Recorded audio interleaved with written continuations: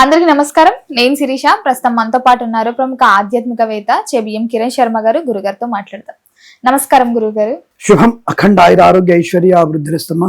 గురుగారు, ఈ ఆగస్టు 12న అమావాస్య రోజు చాలా వరకు గ్రహణం ఉంది అని అంటున్నారు. సూర్యగ్రహణం అసలు ఉందంటారా? మన భారతదేశంలో ఉంటే పట్టు విడుపు స్థానాలని అవి నియమాలు ఉంటాయి కదా, దాని గురించి ఒకసారి తెలియజేయండి. మరి ఇక్కడ భారతదేశంలో గ్రహణం ఉందని చెప్పిన విధవ ఎవరు? నేను కూడా ప్రశ్నించుకోవాలి కదా. మరి ఉందన్నటువంటి విధవ ఎవరు తెలిస్తే దాని గురించి మాట్లాడచ్చు. ఆ విధవ గురించి మాట్లాడతాను నేను. ఎందుకు సార్ అలా మాట్లాడతారు మీరు? ఎందుకు అలా అవుతారు? అవతలతో కంటెందుకు మనకి అంటే, ఇలాంటి మాటలు అడిగితేనే సూర్యకారం లాగా ఉంటుంది. అసలే కిరణ్ కారం ఇది. నేనే కిరణ్ కారాన్ని. కాబట్టి భారతదేశంలో రేపు 12వ తేదీ అంటే ఆగస్టు 12వ అమావాస్య బుధవారం. ఆ రోజు గ్రహణం అనేటువంటిది ఎక్కడ కూడా మనకు లేదు. సో భారతదేశంలో గ్రహణం కనిపించే అవకాశం లేదు. ఎక్కడైతే గ్రహణం పడుతుందో ఆ దేశాల్లో కూడా ఆ దేశం మొత్తం కూడా లేదు. ఇప్పుడు అమెరికాలో కొంతవరకు పాక్షిక సూర్యగ్రహణం కనబడుతోంది.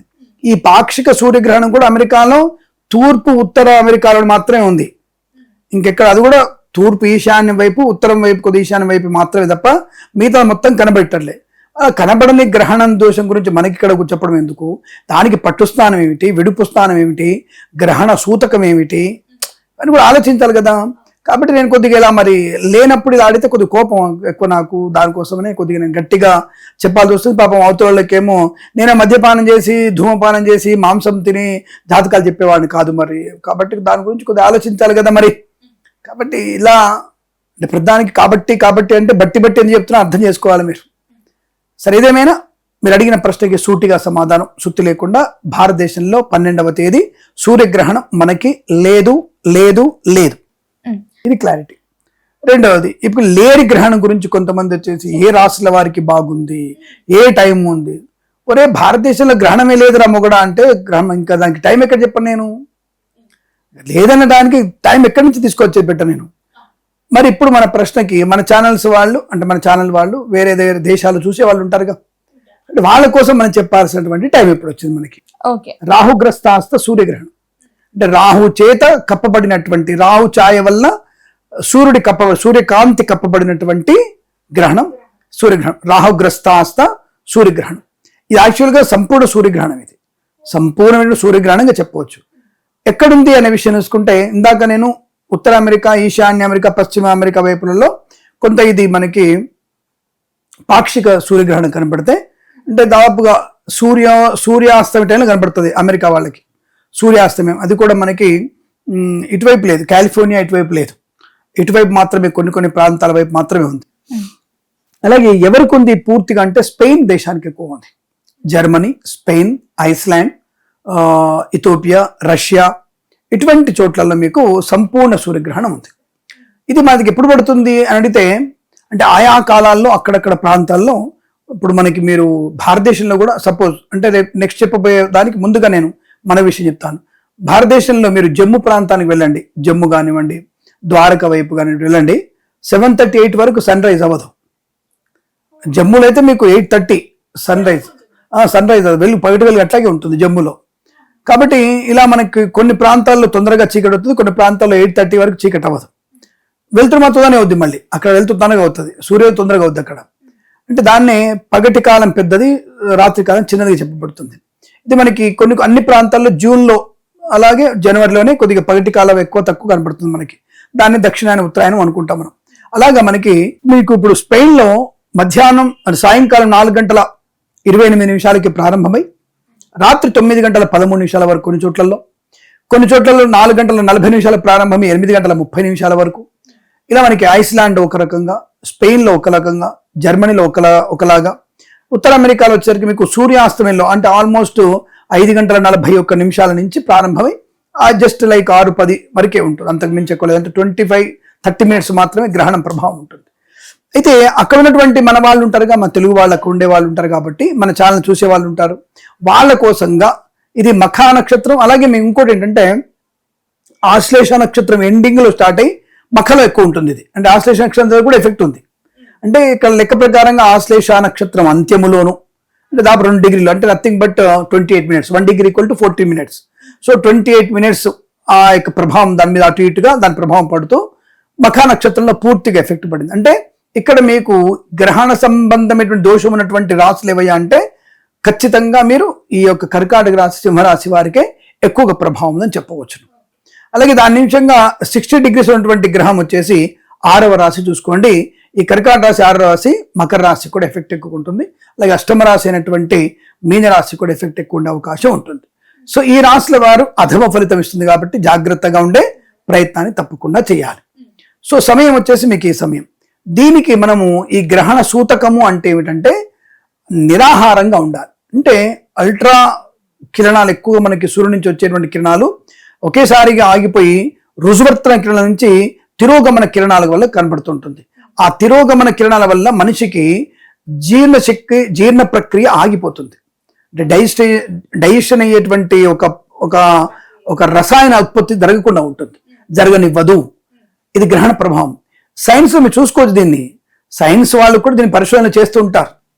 లేకపోతే ఇన్ని దుర్బిళ్ళు పెట్టుకొని నాసా వాడు కూడా ప్రయత్నం చేస్తూ గ్రహణం రాగానే రెడీగా ఉంటాడు పరిశోధనల కోసం.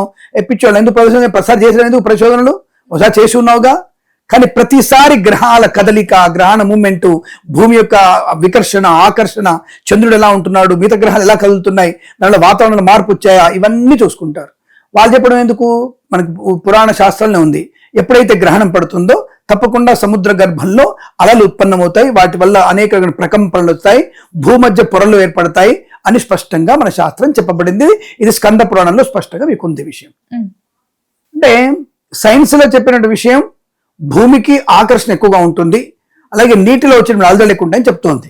అంటే నీటి మీద ఉన్నటువంటి భూమి మీద ఉన్నటువంటి నీటికి అంత అలజడి ఉంటే మన శరీరంలో 70% వాటర్ మిళితమై ఉందిగా. మరి ఇలాంటప్పుడు గ్రహణం ప్రభావం మనిషి ఎందుకు ఉండదు?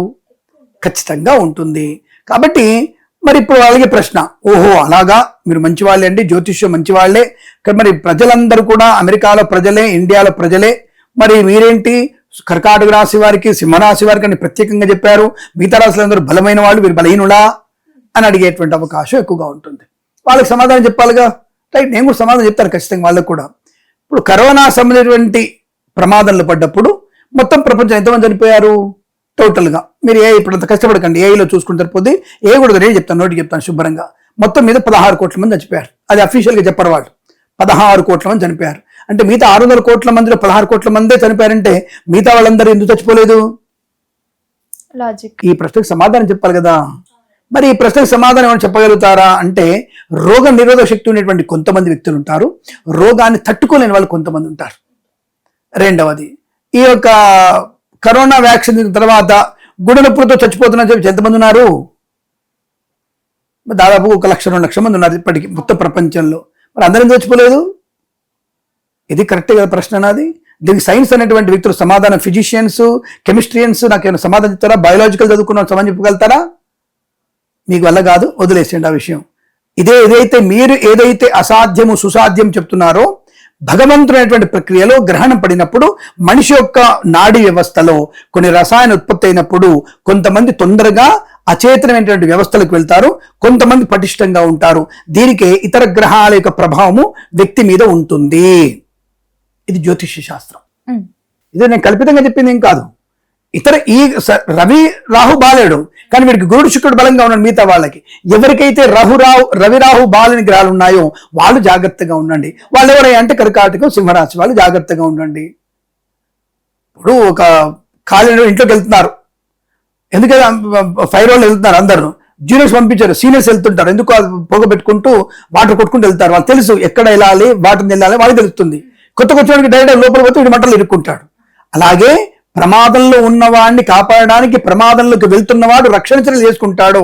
అలాగే ప్రమాదంలో దొరుకుతున్నటువంటి వ్యక్తుల జాతకం ప్రకారంగా ప్రమాదంలో పడతామని చెప్పేసి బయట ఉన్నటువంటి మాలాంటి వాళ్ళు సూచన చేస్తారు జాగ్రత్తగానే. కాబట్టి ఈ గ్రహణ సమయంలో అటువంటి వాళ్ళు స్పెయిన్, జర్మనీ, ఐస్లాండ్, అలాగే రష్యా, అలాగే మనకి అమెరికాలో ఉత్తర అమెరికాలో ఉన్నటువంటి కొంతమంది వ్యక్తులు జాగ్రత్తగా ఉండేటువంటి ప్రయత్నాన్ని చేస్తే అనుకూలంగా ఉంటుంది తప్ప భారతదేశంలో అక్కడెక్కడో గ్రహణం పడితే ఇక్కడ నీకు జపం చేసుకోవాలి, నువ్వు గడుపుతూ ఉన్నావు, నువ్వు జాగ్రత్తగా ఉండాలనేటువంటివి లేవు. అక్కడెక్కడో గ్రహణం పడితే ఇక్కడ యజ్ఞం చేస్తాను, హోమం చేస్తాను, నాకు ₹1,00,000 కట్టనేది అబద్ధం. అది అటువంటివన్నీ కుదరదు. అక్కడే హోమం, అక్కడ గ్రహణం పడి ఇక్కడ సింధూరం ఇస్తాను, ఈ కుంకుమ పెట్టుకోండి, 9 రకాల కుంకుమలు పెట్టుకోండి అని చెప్పేటువంటి వ్యక్తి మేము కావు. కాబట్టి ఇవన్నీ కూడా పనికి రానటువంటి వ్యాపారాత్మక ధోరణి విడిచిపెట్టండి. నిజమైనటువంటి స్పష్టమైనటువంటి అవగాహన ఉన్నటువంటి విషయాలు మాత్రమే చెప్పండి. అక్కడ ఉన్నటువంటి వ్యక్తులకు మాత్రం కర్కాటక రాశి, సింహరాశి వారికి ప్రమాదం ఎక్కువగా ఉంటుంది. అనారోగ్య సూచన, ఆర్థిక నష్టం, మానసిక వికలత్వము పొందుకునే అవకాశం ఉంది. కనుక అక్కడ ఉన్నటువంటి వ్యక్తులు ఏ ప్రాంతాల్లో అయితే మీకు గ్రహణం పడుతుందో ఆ గ్రహణ ప్రాంతంలో వ్యక్తులు తప్పకుండా జాగ్రత్తలు తీసుకొని మినుములు, కంచుపాత్ర, ఆవు నెయ్యి, అలాగే ఎర్ర వస్త్రము, గోధుమలు, మరియు మనకి నాగబింబము, సూర్యబింబము అంటే వెండితో చేసినవి ఇవన్నీ కలిపి దానంగా ఇవ్వడం బ్రాహ్మడికి శుభం. ఒకవేళ గ్రహణ సమయంలో ఇస్తే ఇంకా మంచిది. గ్రహణ సమయంలో బ్రాహ్మడు జపం చేసుకుంటాడు కాబట్టి గ్రహణానంతరం అంటే మర్నాడు పొద్దున్న లేచి స్నానం చేసి ఏమి తినకుండా వెళ్ళి బ్రాహ్మణుడికి ఆ పదార్థాలు ఇచ్చి దక్షిణ తాంబూలాలు ఇచ్చి గ్రహణ దోష నివారణ ప్రాప్తి పొందుకోవచ్చును. ఇది గ్రహణ సంబంధ సంపూర్ణ విషయం. ఇలాంటి చెప్పేటువంటి విషయాల్ని 10 మందికి చెప్పే ప్రయత్నం చేయాలి. గుర్తుపెట్టుకోండి. శుభమస్తు. గురుగారు, మొత్తం మీద మాకున్న సందేహాన్ని నివృత్తి చేసినందుకు ధన్యవాదాలు. శుభమస్తు. అఖండ ఐశ్వర్యమస్తు.